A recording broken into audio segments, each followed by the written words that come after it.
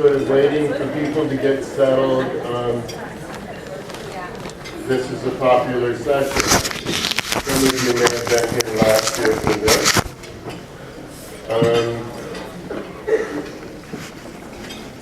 This is about gratitude.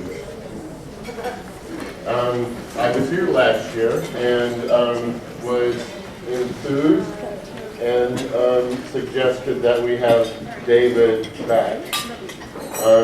David Brooke is the gratitude guy. He's going to tell you about gratitude, and it's not just eating your lunch, it's actively engaging you in some gratitude activities. He's been a speaker and a teacher and a life coach and best-selling author for over 30 years. He's a former Nordstrom store manager and has managed in the corporate world for over 35 years. He's published books, including Brooker's Daily Gratitude Journal, Happiness Starts with Gratitude, and Gratitude Nuggets to Chew On. I have them at home. They are good books. In a minute, I'll tell you how to get one. He was featured on New Day with Margaret Larson on King TV and recently shared the stage with Bill Gates Sr. at a regional conference with over 550 gratitude videos posted on YouTube. Those are good too. Thousands have seen his message and is now considered a leading authority on gratitude and how living a life of gratitude can enhance and improve your life. David will be doing a book signing immediately following this, right outside at the School Art Materials booth. And you can purchase his books there too. It gives me a great deal of pleasure to introduce David Brooke. Thank you. Thank you, Michael. I know we're finishing up lunch, so go ahead and finish your meals, but as Michael said, this is a relatively interactive conversation talk that we have. By show of hands, how many people here have suffered a significant personal loss in your life? About 80%, maybe 85%. I am fortunate enough to speak to high schools where the average age is 18, all the way up to nursing homes where the average age is about 90, 95. And I will tell you, in the high schools, about half the kids raise their hands, and in the nursing homes, everybody raises their hands. Well, I'd like to say very briefly about my significant personal loss in my life. It was September 29th, 1998. It was a Tuesday. I woke up, it was about 6:30 in the morning, and I looked over and my wife, Dana, was not in bed. I thought, I wonder what's wrong. And just then, my 4-year-old son, Connor, comes in and says, "Where's Mommy?" I said, "I don't know. Let's see if we can find her." So we looked in a couple of rooms, we couldn't find her, and then my 14-year-old son, Kyle, comes in. Same question, same answer. We didn't know where she was. So we looked down, and we finally walked down the end of the hallway, and we looked downstairs, and down in front of the washer and dryer, here's Dana, face down in front of the washer and dryer, and she's all crumpled over, and it doesn't look very good. So we go rushing down the stairs, and I turn her over, and there's stuff coming out of her mouth and things, and Connor starts crying, "What's wrong with Mommy?" And I said to Kyle, I said, "Go call the police, call the fire, call whoever." And within a matter of about 5 or 6 minutes, there must have been 25, 30 people in our house. And they had the tubes and the wires and those electronic things, the shock things that you see all the time on TV. And they were working on her, and it was the most surrealistic thing I'd ever seen. Because the only time I'd ever seen something like that was on TV. So I remember just thinking, this can't be happening. And when you're in shock, your body kind of goes into a whole other state. It's just, you're not even sure if it's even computing. But one thing it does do is it doesn't seem to lose track of time in terms of the measure, or at least in some cases it does, because it seemed like about a minute later, this short fire person comes over to me and she says, "Mr. Brooke, we've been working on your wife for an hour and a half, and we still have no heartbeat. Would you like us to continue?" And I remember thinking, even being in shock, it still manages to compute a little bit, 90 minutes, wow. So I thought about it for a couple of minutes, and I said, "No, you can stop." And she was dead. And she was 38 years old. And what made it so tough for me is it wasn't only the loss of Dana, But I had experienced so much loss in my life prior to that, and even in some cases since then, including a father that elected to end his life with a shotgun, and a mother who had died of cancer, and friends that died from car accidents when we graduated from high school, and it just went on and on and on. And I remember thinking at some point, you were going to have to figure out a way to cope. Because of the 20 or 25 people that had passed on in my life, I'd say half of them were of their own hand. And you guys know about it. It's suicide, it's pills, it's booze, it's drugs, it's all this kind of nonsense. Many of these people electing to end their own life. So I remember thinking at the time, I don't know how I'm going to get through the day. But I somehow managed to get through the day, and I kept pushing forward. And a couple of days later, all these people, and for those of you that either raise your hands or know something, you can relate to this. Your house is teeming with friends and family, and they're bringing food, and they're trying to help out. But there's really not much they can do.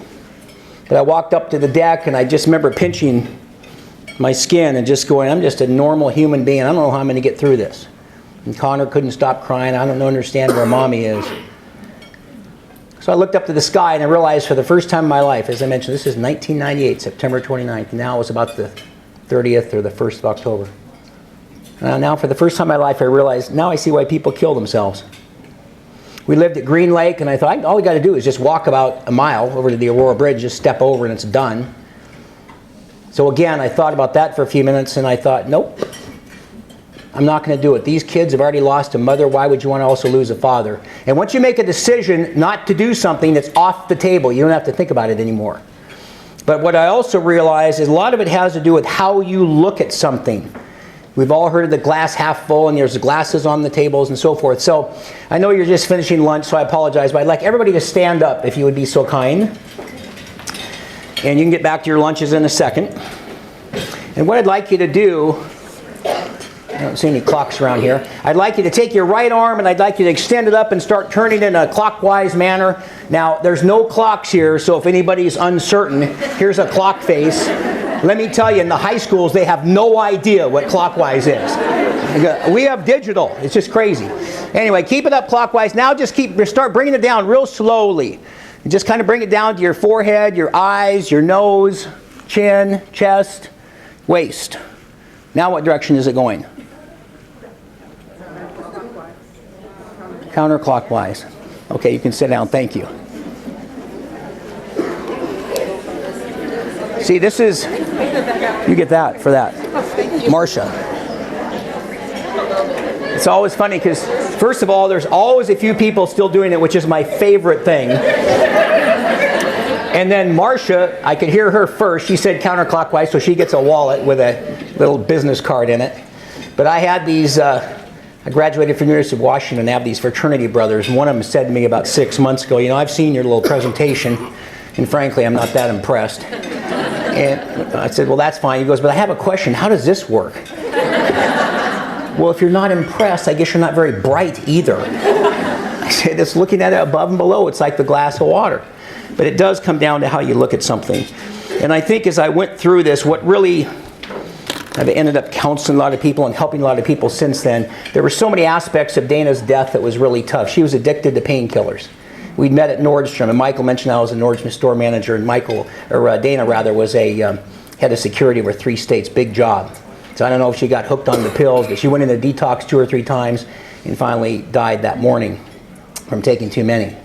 But it just, again, made me realize it does depend on how you look at something. And so along the way, I had to find some tools that are going to help me. In a little bit, I'm going to talk about a gratitude journal, which is the primary thing that I talk about. I've done some books, as Michael said, but the gratitude journal is really the one that's essentially altered and transformed my life. But I think as I thought about this, I thought, again, it comes, what does gratitude do?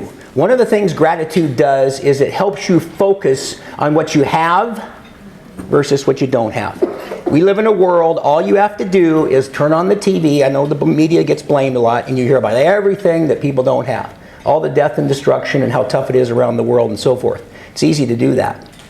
So, another little exercise. You don't have to stand up this time, but you've got a couple of 3x5 cards. So grab a 3x5 card. And does everybody have a pen? Anybody doesn't have a pen? Raise their hand. I've got some extras up here. You need a pen also. What's that? Oh, here. Got one? Oh, I need 2. I'm sorry. Oh, perfect. And you're going to need a partner for this because this is a two-person exercise. So pick a partner. And if you have to move to a table, that's okay. This won't take long.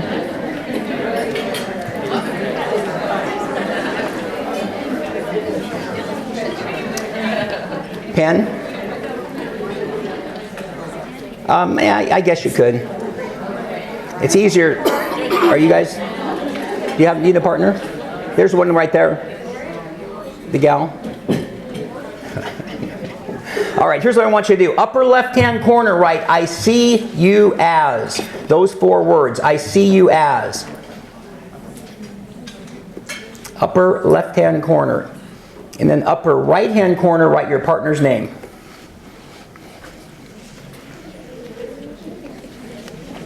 Upper left-hand corner, I see you as. Upper right-hand corner, your partner's name. And then the lower right-hand corner, sign your name.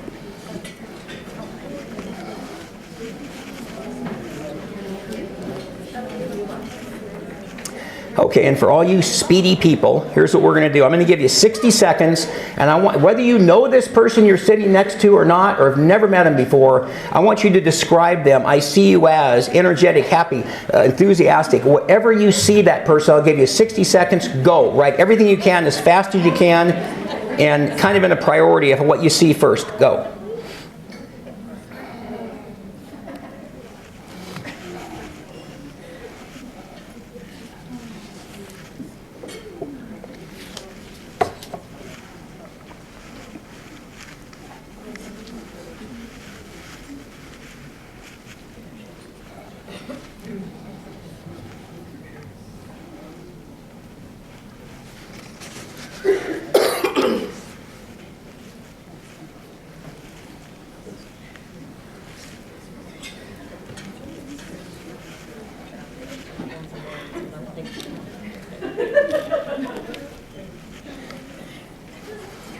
About 15 seconds.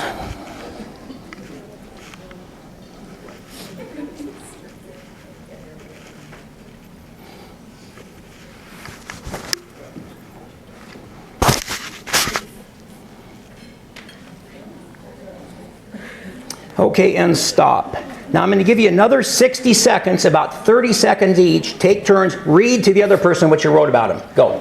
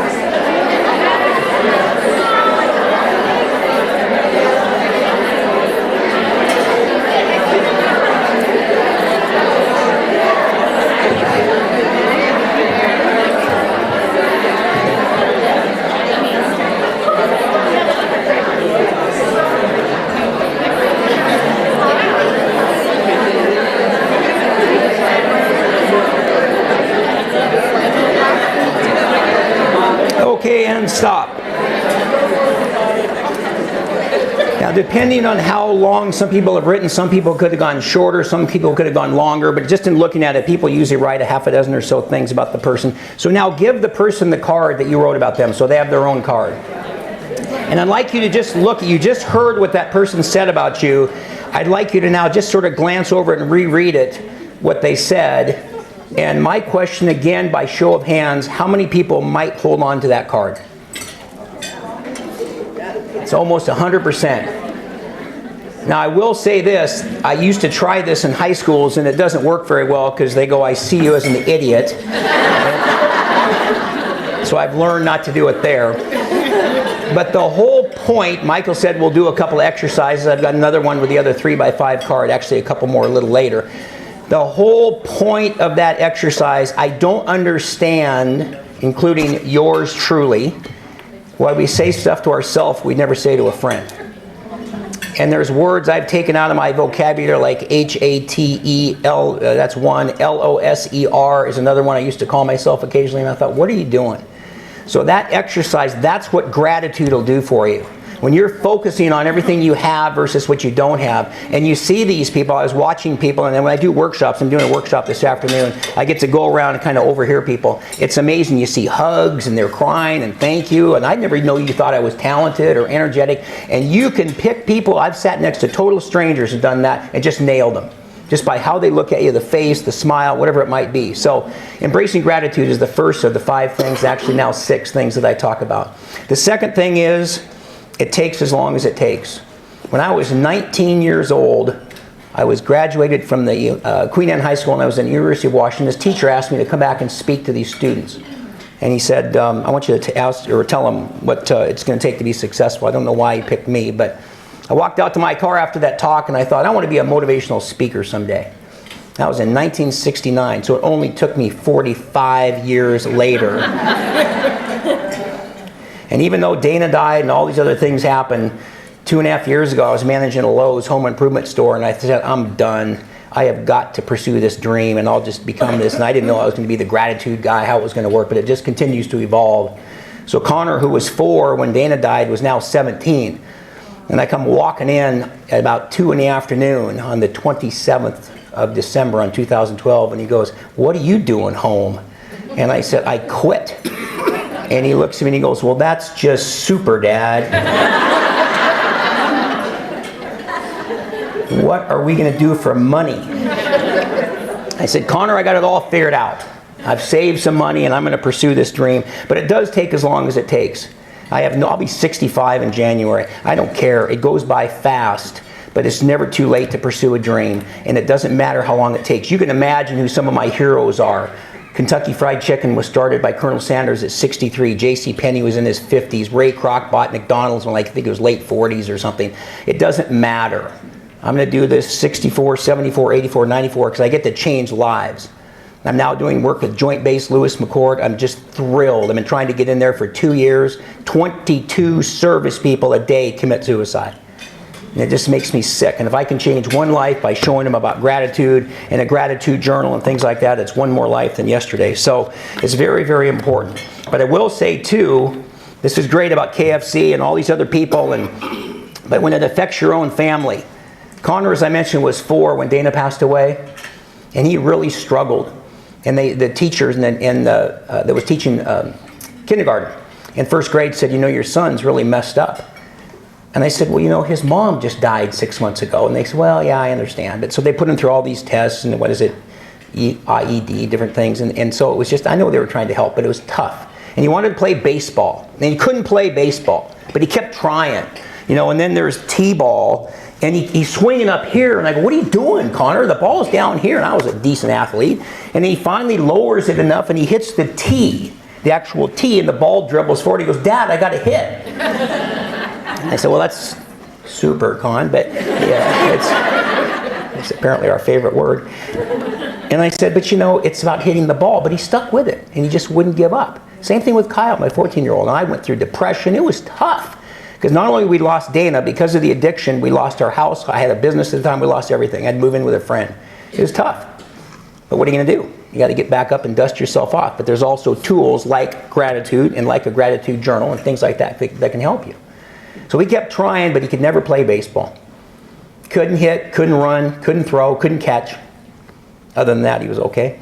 But it was tough to watch as a parent, and I'm sure a lot of you, maybe the majority, have kids. It's tough. Finally, we get to May 31st, 2005. He was 11.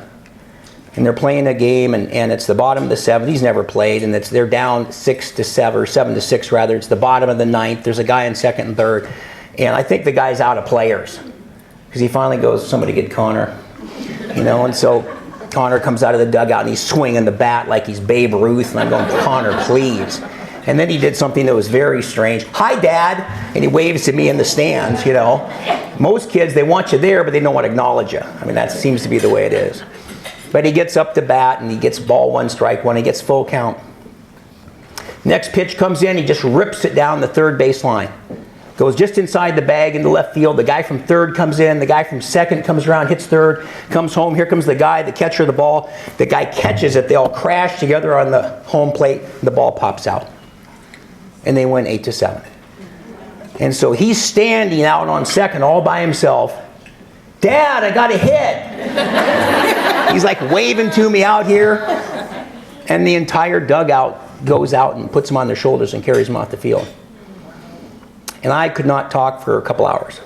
And finally, when we got home that night, I sat him on the bed and I said, Connor, after everything you've been through and Kyle and I've been through, you're another example of why you don't give up.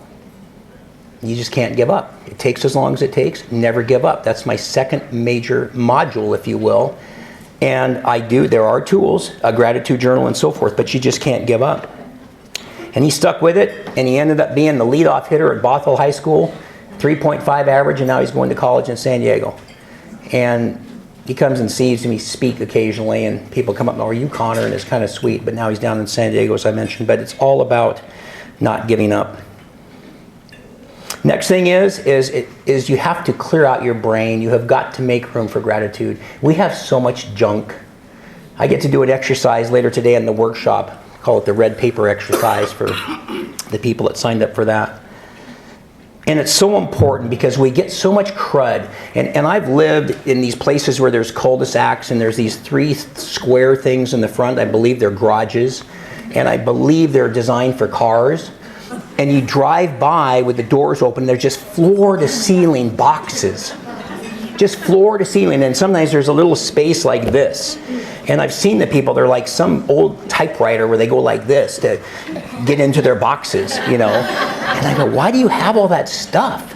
Literally or figuratively. And so I'll do these workshops, and it was recently, Mr. Brook, you don't understand. I have this, another word I don't say, B-I-T-C-H, of an ex-wife or ex-husband or something. And I go, well, you know, you got to bounce back from those things too. When did you get divorced? 1993. So that was like 20 years ago. So you're still using that as an excuse. And it's, you know, and it's this idea too of how you go out to these cars today. I had to park way in the back. Just talking to Tracy, this is all, I love doing her seminars and things. It's always just packed with a lot of teachers or attendees or what have you, and I'm way in the back. And notice in your windshield, it's about this deep, it's about 2 feet, and it's about 4 or 5 feet wide. And then here's this very small rear view mirror. That's probably 200 to 1, the relationship between that windshield and this mirror. Kind of keep that in mind. Mostly look out what's in front. Pay attention a little bit to behind you. If you see flashing blue lights, you got to pull over. I understand that. But mostly focus on what's in front of you. People, and again, through these workshops, they drive over junk, they pick it up, they put it in front of them, and they drive over it again. You guys, none of you do this. You all have friends like this, I'm sure. They're still saying the same stuff. You've got to get rid of this stuff. And it's interesting, there was a gal that I met years ago, and I've always just asking people, I hired a lot of people. Michael said I used to run Nordstrom stores. You hired a lot of people. And you know how you get a first impression in the first 30 seconds? You know whether you like somebody or not, but occasionally somebody surprises you. But I noticed for every 20 people I would interview for a job, there was always one really good one. And then there was 19 that just weren't that good. So you'd say to people, are you the one or are you one of the 19? Well, everybody raises their hand. I'm one of the ones, of course. But then they couldn't get to the interview on time or whatever. So that's one particular case I'll never forget. Her name was Tracy. And she said, Mr. Brook, I'm going to be the one. I'm not the 19. I'm going to be the one. I'm going to prove I'll be the best employee that you'll ever have. So later she quit and she got pregnant with some guy at work. It was just one of these things. I went, wow. I thought she was going to be the one. She says, I'm going to go have my baby. I'm going to move to Texas and I'm going to change my life. And you're going to be so proud of me. I will make you proud of me because I will be the one. It will not be the 19 that you always talk about. You always say all these people talk about the big game. There's only a few people that actually do it. So about a year later, she calls me, and I actually forgotten about her. And she goes, Mr. Brook, it's Tracy. And she goes, I went, yeah. And she goes, I had my baby. I just want you to know I'm living with my mom, and everything is really cool. And I said, well, that's fantastic. What's the baby's name? It's like Johnny or something. And I said, is he healthy? And that's the most important thing. And she says, yeah. And she goes, and you always criticize me about my boyfriends. You said they were not the best guys. And I got a great guy in my life right now. You know, and I'm thinking maybe the mayor or something like that. But And I said, well, Tracy, I'm so happy for you, and thank you for calling me, because I was in Seattle, she was in Texas. I said, so what's his name? His name is Bob. What's Bob do? Well, he's on work release right now. I said, well, gee, I hope he's not on work release for very long. You know, it's fascinating to me, because you can also, if you're going to clear out your brain and make room for gratitude, you can change your behavior in one instant. One instant. And I remember working at those same Nordstrom stores, and somebody pulled me aside. I was at Northgate. And they said, I was running suits at the time before I was a store manager, and the guy says to me, I want to help you out on something. He says, there's the word around the store here is you think you're kind of hot stuff, because you're like getting big increases, and everybody, oh, this Dave Brook guy, he's probably right. He says, but here's the big thing we notice, you don't say hi to anybody. And I said, yeah, I didn't think about that. I'm always thinking about other stuff. Well, he said, well, it makes you look like you think you're kind of cool. So as I walk out of that office with Scott was his name, I'm going up the escalator, and the escalators go like this. And I realized I started saying hi to every single employee I knew in that store. And I noticed the escalator didn't go any faster. Didn't get me there any faster if I said hi to people. And it completely changed, but I changed in an instant. And I started getting promotions. I started understanding this idea about the golden rule, which I knew, but had been so focused on getting my increases at Nordstrom. So if you really, really want to focus on something, you can change in an instant. So whether it's making room for gratitude or clearing out your brain, that's how fast it works. So I'm going to spend a little more time on this gratitude journal. And in a second, we're going to use the other card for a couple more things. But I want to tell you about this, because this really was what was the transformational piece for me. I had a good buddy of mine, and he knew I was struggling. It took me, it's easy to sit up here now. I've been speaking now for a couple years. I do a couple, 3 talks a week. It's thrilling to me. But at the time, it took me financially, emotionally, probably 5 or 6 years to deal with Dana's death, and with the thing with Connor in school and all that. And a buddy of mine says to me, you need to get a gratitude journal. Now, how many people here have heard of a gratitude journal? Yeah, it's maybe a 10th or so. I had never heard of one. I know more people are hearing of them as I think about it more recently. So I order one on Amazon, and I get it, and I just put it on the shelf, and I don't even do it. That was stupid. So then I started writing in it, and I started noticing these good things that were happening. And then I decided to make my own, the Brooker's Daily Gratitude Journal. And I started writing it every single day. It takes 5 minutes to write in. And because of the fact, I just said, gratitude makes you focus on what you have versus what you don't have. You notice, I hope, on none of those cards, somebody said, I see you as not very intelligent. I'm assuming that wasn't written like they do in high schools. But when you talk about somebody's positives, their attributes, the things that they're good at, you can just continue to build on it. And I noticed it as I struggled to raise Connor and Kyle by myself. Grades or anything, if you keep emphasizing the positive, good stuff happens. I had a dad before he killed himself that would 4 A's and a B. What was wrong with the B there? I don't think that's the way to approach it, Dad. But anyway, so I noticed what a difference this made, because I read, and you're all educators, I read something the other day, is even the little typewriting thing now that we write does not have the same connection with the brain as writing with the hand. It's not bad, because I like your little gratitude thing, but I say stuff and I think it, and I go, it's not the same. And there's a little saying in the upper left-hand corner that says, if you think about it, it's like a dream. If you talk about it, it inspires you. But if you write about it, it empowers you. And already I wrote this morning how grateful I am to Tracy, Ulrich, and Amanda for inviting me so often to speak at their conferences. And you can go back and refer to it and so forth. So I'm going to tell you how this is formatted. There's a little thing at the top that says the day and the date, and then the daily number, which we'll come back to in a second. Then there's 2 lines. It's the current events of the day, so you don't have to have a diary or a journal. And then this is what you're grateful for, those lines. And then the lower left-hand corner is the highlight of your day. And that's the best thing that happened to you yesterday or today. It's always important to focus on that. And then the right-hand side is your gratitude intentions. I call it the gratitude today and gratitude tomorrow. Your subconscious mind, which resides in your prefrontal cortex, cannot distinguish between what it thinks is happening and what has happened. I write all the time how grateful I am for the great conference I had today. And it's amazing. I was writing recently how grateful I am to be speaking to thousands and thousands of soldiers at Joint Base Lewis McChord, and now I am. You can program it. And some people, oh, woo-woo, yeah, that thing was out there. I go, that's fine. I'm just telling you. It's my experience. It's worked. But this daily number, this is what I want to talk about right now. So grab the other 3x5 card, and we're going to use both sides of this, so just put this on one side. So here's the story on the daily number.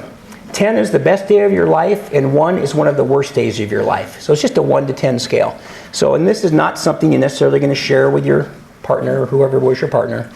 But I would just like you to think right now between 1 and 10, what number you're at. And put that number in the upper left-hand corner. You can circle it or whatever. It could be a half, you know, but 10 is the best day, 1 is the worst day. And we're not going to have people call out their numbers, because when I do this, another version of this, I tell people if you're between a 1 and 5, yes, dear. Where I am today? Right at this very moment. Okay. Yep. In the what corner? Upper left-hand corner. Okay, and here's what I'd like you to do. And this doesn't have to be long, but on that same front side of that card, I want you to write the number one thing you're grateful for, if you could pick just one thing. And it could be a word, it can be a sentence, it can be a person, just the number one thing you're grateful for. So you can put that as number 1. And again, for you speedy people, you can put number 2, and that is the second thing you are the most grateful for, whatever that might be. And again, there's no right or wrong. It can be individuals, it could be people, it can be a sentence, what have you. And then thirdly and lastly, I want you to write what was the highlight of your day. And it can either be this morning or it can be yesterday. What was the best thing that happened to you in the last 24 hours?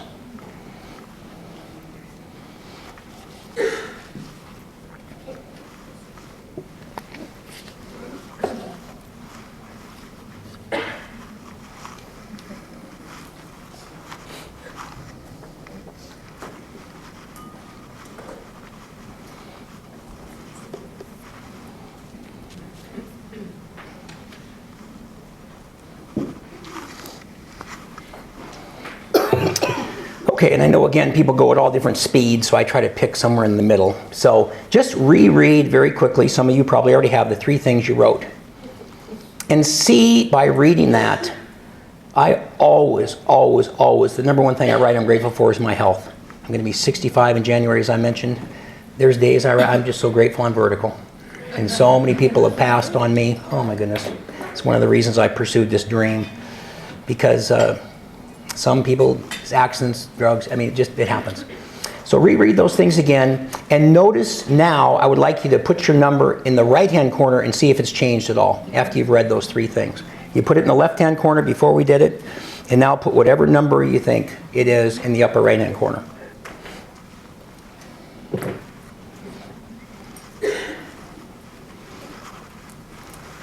And so my question is simple, not the numbers. Did anybody's number go down?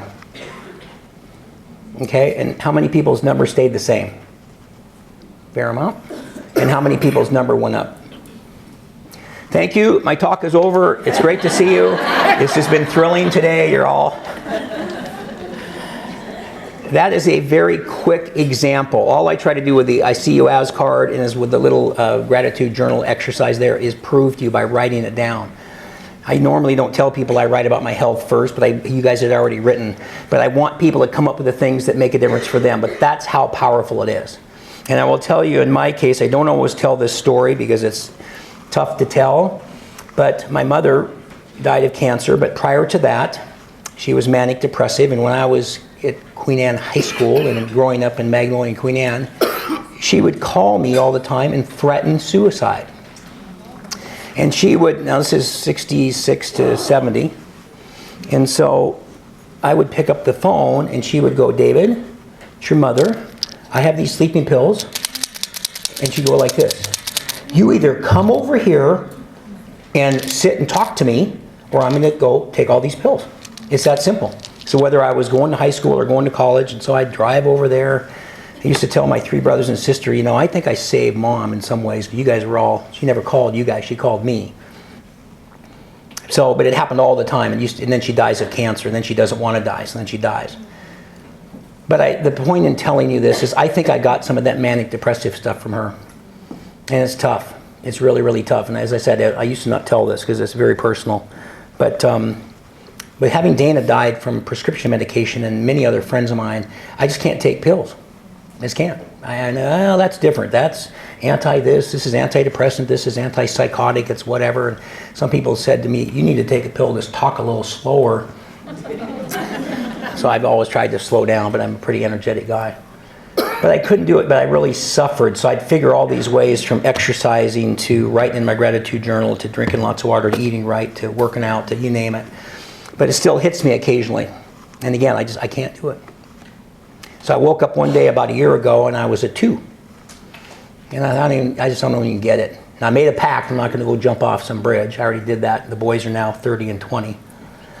But it was a tough day, so I thought, okay, Mr. Gratitude guy, I guess you better practice what you preach. So I grabbed my gratitude journal and went to Starbucks and I wrote in it diligently my health, my 2 sons, my friends. I had lots of friends. I had lots of family and supportive people. And I noticed that bumped me to about a 4 or 5. So I was better, but I still wasn't Mr. 8, 9, 10 like I am most days. So then I drove up to Burlington to the Chamber of Commerce and did a talk. And it was actually a little bigger than this, maybe a couple hundred people. And when it was done, some people are very emotional. It depends on some of the stories I tell. They come up and they buy the journals and can I give you a hug? And it's really, really sweet. And they tell me their stories. A lot of people don't want to talk in front of a group, but they'll tell you one-on-one. Let me tell you what happened to me. And it's very, very heartwarming. That's the whole reason I'm doing this. It's just thrilling to me. So this lady says to me, you just changed my life. She's standing right in front of me. Her name was Janice. And I said to her, well, I don't know if I just changed your life, but I hope I maybe gave you some tools to help you change yours. But she goes, well, regardless, I want to give you a hug. And of course, I'm single. You can imagine I always give them a hug. And then they go, okay, you can let go now. So then she buys some journals and some stuff, and the other people, and I sign and everything. So I go out to my car. And I don't know about you ladies, and I see a couple of gentlemen here, mostly ladies. Anyway, if you ever want to know who your best friend is, who's the first person you call when you get really good or bad news? It's one way to tell. And I just felt so good about changing her life. This was kind of a couple years ago when I kind of started. Now I do these a lot. And I thought I'm going to call Connor. I'll call him first, and I'll call Kyle second. And then I thought, no, I'm just going to sit here and enjoy this. And I realized I was now a 9. I'd gone from a 2 to a 4 to a 5 to a 9. And as I love to do, I didn't even have to take a drink of one of these. You know, I didn't have to snort something or inhale something or drink something. And I did it in a holistic, natural way from helping people. And people have told me, and I get to say this all the time, if you want to help yourself, help other people. And that's what I get to do, and it's just thrilling to me. And then I did something that was kind of embarrassing, but it's okay. I think I had just about done at Lowe's, and I took the rear view mirror and I looked at myself in the mirror, just sitting there by myself, and I went, I'm so freaking proud of you. You know, I mean, you're out here changing lives as opposed to, where are the 2x4s? I don't give a shit. Ask somebody in the lumber department. I'm just the store manager. And nothing against Lowe's, but Nordstrom was great to work for. Lowe's, not so much. So that's the gratitude journal, and I highly recommend it. You can get mine, and people say, well, do I have to buy your gratitude? These are $15. I say, get a spiral journal. Get a spiral, I don't care. Do something, but you can go back and refer to it. It's so cool, and I can go back and look on tough days, and I can see it. And then, of course, the thing that cracks me up is I always have my own. And I lost one once, which was really upsetting because these last about 3 months, and so I have I probably got, 30 or 40 of them. They're all in order. I'm kind of OCD. And so somebody says, can I look at yours? And I'm doing the books or something, and she goes, wow, you write in this every day. Were you listening to the seminar today? I mean, what do you think? I just do it occasionally? Do you brush your teeth every day? I mean, it's like, wow. Anyway, so that's the gratitude journal. So I've talked to people about the connection that you have with yourself. And so I added another module literally about a week ago. And it's called Find You, Find Your Passion, Find Your Purpose. And when I think about finding you, that first exercise we did with a card has a lot to do with that. But there's also something too that I just really realized is that I have met so many people in my life. I've hired a lot of people, I don't know, tens of thousands of employees in different stores. Some of those Nordstrom stores had 500-600 employees. And I struggle to understand why so many people suffer from lack of self-esteem. And it just bothers me, because the most important relationship you'll ever have in your life is the one you have with the person in the mirror. And how are you going to facilitate that? And there's days, I understand life's like this. When I do the commencement speeches, all these little bright, shining 18-year-old faces out there, and I tell them this is life from the 65-year-old, or keep trying to make it spell 65, 64 perspective. And I said, this is fun, this is not fun, this is where we want to get to again, but this is where the lessons are learned. You don't learn them up here when everybody's your friend. You know, I left Nordstrom and pursued my own thing. Yeah, we're going to keep in touch. Nobody calls you. You know, it's just so funny. And so but you learn the lessons when you're down here. And that's why I think this gratitude and the relationship you have with the gratitude journal and how when you're focusing every day on what you have makes such a big difference. But if you're on that 1 to 10 scale, you notice I didn't ask the numbers. I do that sometimes. How many 7s, how many 8s, how many 9s? And there's a lot of 9s. And I see people go from 9 to 10. It's very exciting. But I thought about this the other day, and I thought, here's a $20 bill. Now, there's no catch to this, like this isn't a fake 20 or something, but how many people would want this $20 bill if I just gave it to you by show of hands?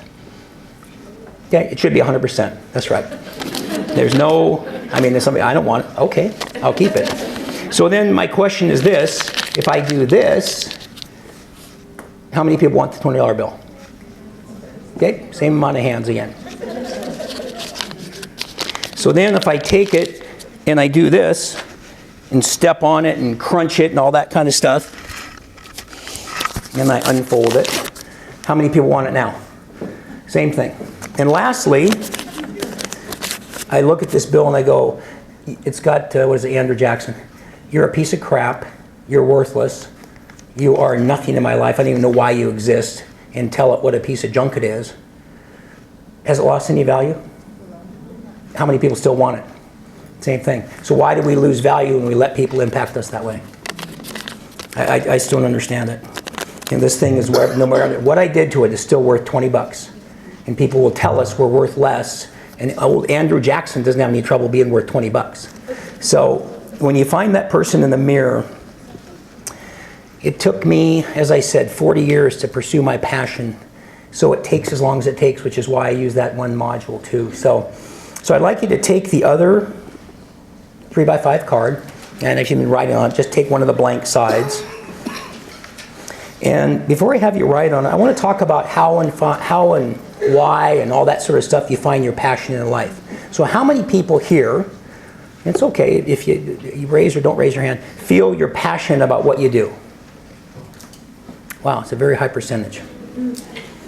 So I want you to write on the check. I want you to put your name just somewhere on the check, just your own name.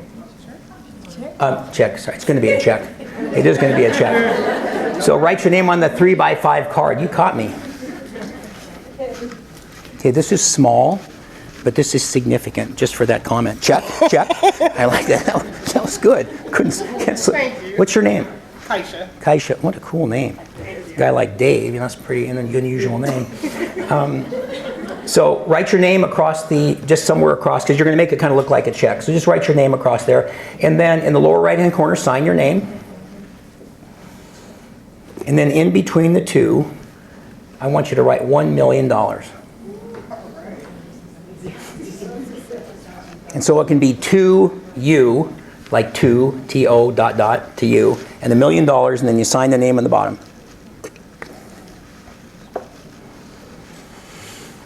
So it's a very simple exercise.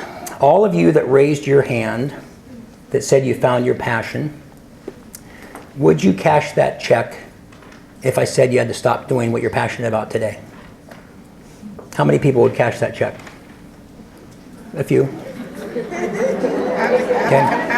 It's okay. Completely stop. So it's not a right or a wrong. Here's the theory behind that. If you would cash that check for $1 million, you may not be as passionate about it as you think. I had a friend of mine come up to me about a month or so ago, and I decided to add this because I thought it was so cool. And he writes out a check, David Brooke, and the $1 million, he gives it to me, and he says, would you cash this? And I said, sure. He goes, oh, one proviso. You have to stop being the gratitude guy today. And I said, no. It'd be nice, $7 million bucks. but not, you watch these people cry, then I talk to these soldiers and all the things. No, boy, no, I found my passion. I'll make money, I'll sell books, I get paid for the keynotes and things like this, that'll all come. But you can't duplicate what I get to do now. And so it's a good reminder, if you're not finding your passion, keep looking for it. And if you get to know yourself, that person in the mirror, so I like that first exercise, if you keep trying to find what you're passionate about, you will find your purpose. And I'll tell you why I think that's so significant. When I was at Nordstrom years ago, the people that were doing the surveys would talk about what do employees want in a job. So I tried so hard to be such a good store manager. I got lots of promotions, and it was just simple. It was the golden rule. I treated you guys the way I wanted to be treated myself. Got to work early, stayed late, set a good example, all those things. But I noticed that the survey said the number one thing people wanted was appreciation and recognition. Number 2 was help with personal problems. And number 3 was being in on the know. And so then all these other things, this is in the mid-'80s. Wages, benefits, promotions, all those things, that filled out the top 10. So I found the same list about a year ago, and it all changed. And the other ones had dropped down, and appreciation and recognition I think was 4 or something. And it really surprised me, because everybody likes to be recognized. Is it Marcia? Is it Marcia? Oh, Marcy, yeah. Marcy. Thanks for saving me. You even deserve it more. That just, she gets to be recognized. Or Keisha? Kaisha. Are you close? I like to remember names. And it's interesting, so it was now responsibilities were number 3, goals were number 2, and the runaway, number 1 thing employees wanted from an employer these days was purpose. Purpose in their job, purpose in their life, purpose in everything. And so to me, if you get a connection with that person in the mirror, if you find something that you're really passionate about, Marcia Sinclair wrote a book years ago called Do What You Love and the Money Will Follow, and you will eventually get to your purpose. But it has to start with a connection I think you have with yourself, and then finding something you're passionate about. So that is find you, find your passion, find your purpose. So the last thing I'm going to talk about today, we've got about 5 or 10 minutes left, is sharing gratitude. When you find something in your life that you're really excited about, it's always neat. People tell me, God, you talk so fast. I've tried to slow down. You're so enthusiastic. Are you really 64? And I go, well, I guess that's a compliment. It's kind of like, you've lost so much weight. Are you going to lose more? And I never understand that comment. I guess I will. You're actually pretty decent looking for an older person. I never quite understand that. So, but what happens is when you want to share something with somebody, it makes such a big difference. And it's that whole thing. It's like the stories, and I'll tell you a story in a second. But before we get to the story, and I want you to remember too about thinking about what your purpose, what your legacy is. And if you think of nothing else I remember and nothing else I said today, think about the power of gratitude, a gratitude journal, and maybe what your purpose or what your legacy is. But now we're going to do another little experiment here. So by show of hands here, this looks like an honest crowd. How many people have been on their smartphone since I've been talking today? I know you have. I've been watching you. So we've got, hold on, do that again. So, okay, 16 honest people. They're actually telling it. That's good. So everybody take out your smartphones. And if you've got a smartphone, if you have a whatever phone, and if you don't have your phone with you, just get a piece of paper.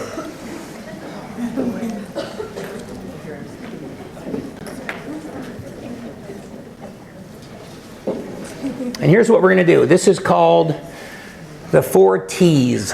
T is in the letter T. So we are going to text, tweet, telephone, or tell somebody how grateful we are we have them in their life. And I got this older crowd, the other guy, he goes, I got a 5th one. I go, what's that? He goes, telegraph. And I went, okay, this is 2014, pal. So I'll give you a minute, and I want you to text somebody, tweet, telephone. If you don't have a thing, make a note, and get somebody in your life and tell them how grateful you are to have them in your life, and I'll give you 60 seconds. Go.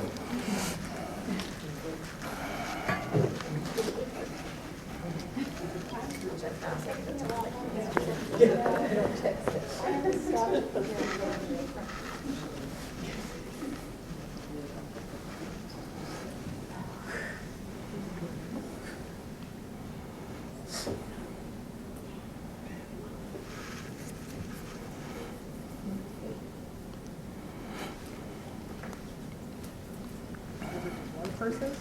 So Ms. Minji, you can do it in 60 seconds. High schoolers do about like 7 texts in like 60 seconds.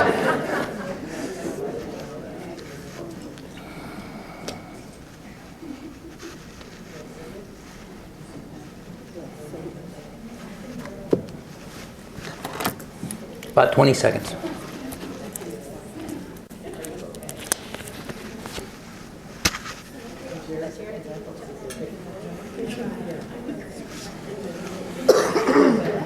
Okay, and stop. And of course, you can finish those later. Now, I noticed there's one person using the phone. Most people text. You know, these started out as telephones, and now it's kind of like, I saw somebody with a Bluetooth the other day. What's with that? We don't do that anymore. And then somebody had a ringer. It's actually ringing in a Starbucks. I go, who rings anymore? It's like the Star Wars theme or something. But it is pretty cool because, so I'm in a school the other day, and it's a performing arts center, so the seats went up like this, and I could see a lady, Kaisha? God.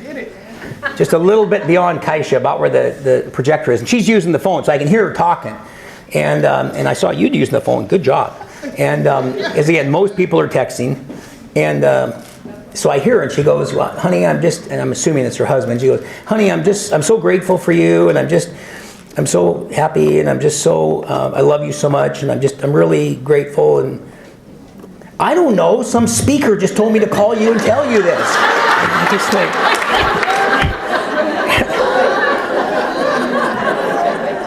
I want to go, oh, that's not the, and so then, depending on the size of the group, people will come up afterwards and they'll show me, see, I wasn't on my phone, I was sending the text like you told me to. And then here was one, and she goes, she shows me, and he goes, I'm really grateful for you too. What do you want?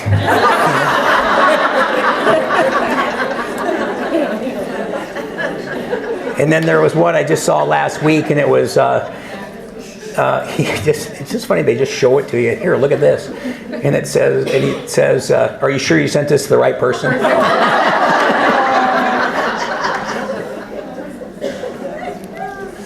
But you know what, it does come back to, can we ever say it enough? And that's why that little 3x5 card, the first one I see you as, I love that exercise so much, because can you ever hear that you're too good of a friend, that somebody loves you too much, that you're great to be in their life, or any of those types of things? And I think if anything, we err on the side of not doing enough as opposed to too much.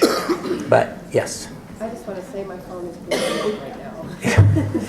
People are coming back with us. Oh, yay. Yeah, people afterwards, it's so much fun, because again, in the bigger groups, you don't always get the chance, but when I get to meet people afterwards, it's so cool. But I will tell you, it's an interesting question about what is your purpose, what is your legacy, and a lot of people don't have it. There was I had my brother works at Boeing, and they have this thing where these people, they retire, and he's very close brothers, nothing against Boeing, but they have a thing where they put up the retirement story. So-and-so, electrical engineering, the 747 assembly, and then they have a ball of yarn, and in so many cases, 3 or 4 months later, they connect the yarn to the obituary of the person. And I said, you mean 3 or 4 years, right? She goes, no, 3 or 4 months.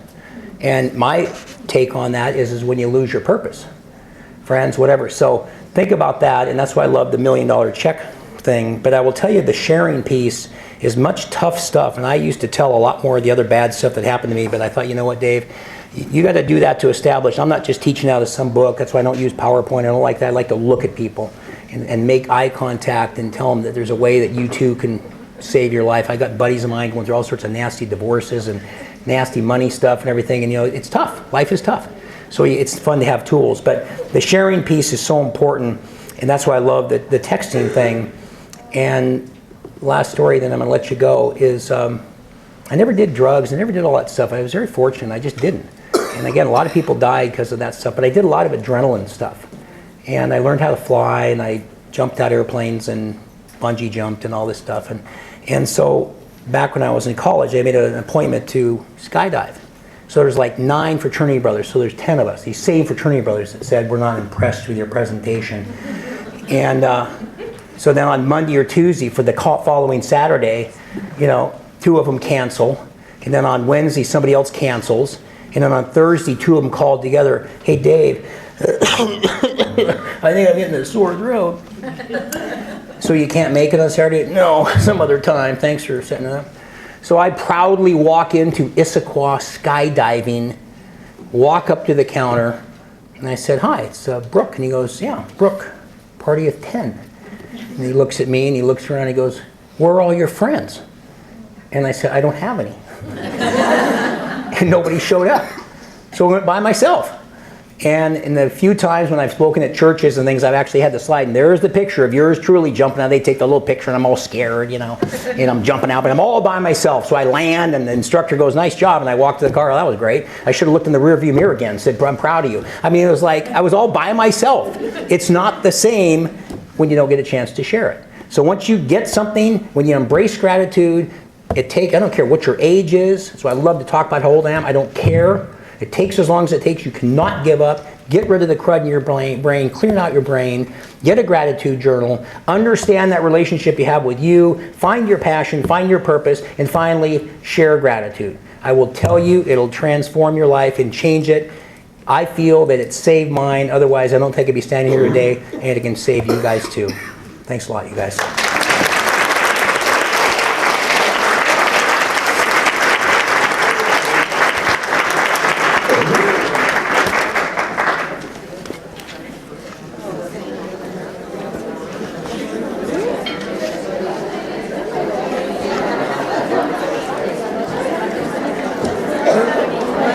Just wrote back, what's that all about? I'm thankful for you as well. You okay? Question mark. I know, that's my favorite part is to see those. Thank you.